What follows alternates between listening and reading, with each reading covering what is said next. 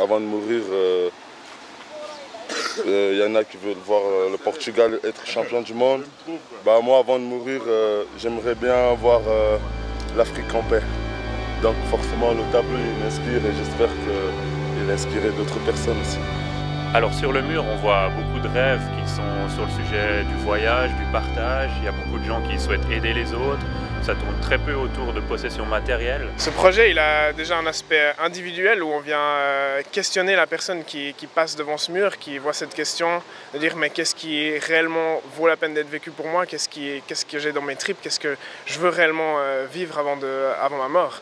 Et puis ça permet juste un premier pas vers la réalisation peut-être de ce qui peut nous rendre plus heureux, ou en tout cas ce qui nous fait sortir d'une certaine zone de confort et puis vivre finalement ce qu'on a envie de vivre.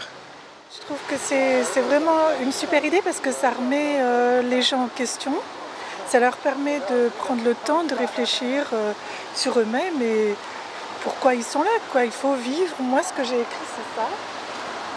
Prendre le temps de vivre. J'aimerais, avant de mourir, prendre le temps de vivre. Oui, parce qu'on vit dans un monde de fous. Il a aussi un aspect plus communautaire, collectif, où finalement on peut venir autour de ce mur s'inspirer, voir, éveiller aussi des envies qui pourraient être exprimées par d'autres, qui peuvent nous correspondre aussi. C'est des idées très drôles, comme nager dans une piscine en chocolat.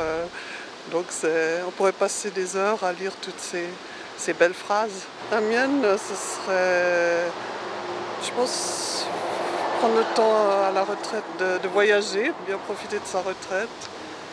Et vivre à fond. C'est ça vraiment qu'on a trouvé super fort, c'est que des gens qui ne se connaissent pas commencent à parler de la vie en général, de sujets presque philosophiques et même intimes, parce que finalement expliquer un rêve c'est quand même super intime.